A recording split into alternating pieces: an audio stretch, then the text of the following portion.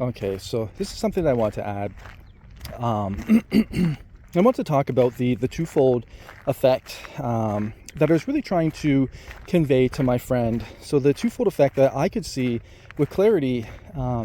However, when I had that conversation with him on December 11th of 2024, this was my core intent, was to, if anything, convey just the value that occurs when you produce something or create something that's uncensored, and when you allow it to flow naturally and develop organically without editing or omitting anything that is coming forth.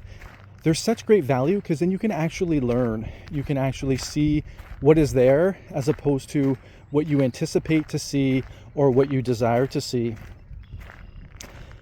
I was thinking about a young woman that a conversation I had with a very, very beautiful and wonderful young woman. And this was in my early 20s.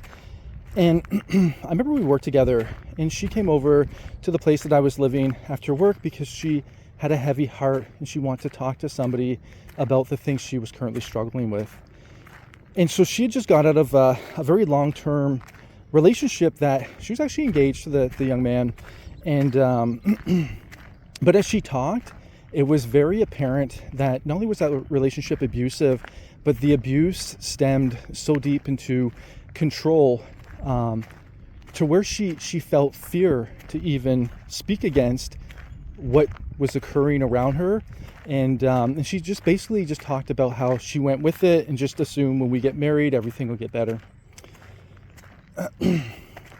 As we were talking in that conversation, I can't remember if it was her or myself, but the term Disney vision was coined.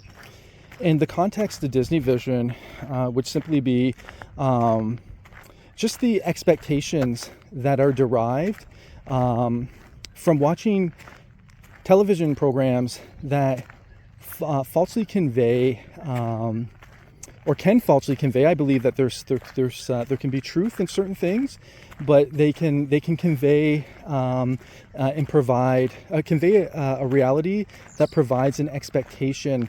And she was saying how she noted that she would always look over the red flags and make excuses for this gentleman. And that is when we start talking about the going a little deeper with the root of why we would do such a thing, and how when we watch programs or we hear conversations that have been edited or have been created with the intent to provide a reality that is not in direct alignment with our reality, or doesn't have to be in direct alignment with our reality, it creates an augmented reality. And in doing so, it can have great danger on us if we're unaware and unable to differentiate what is taking place. And I found with that, we concluded that it seemed like she had two different layers. One layer was the actuality, the other layer was her desired expectations.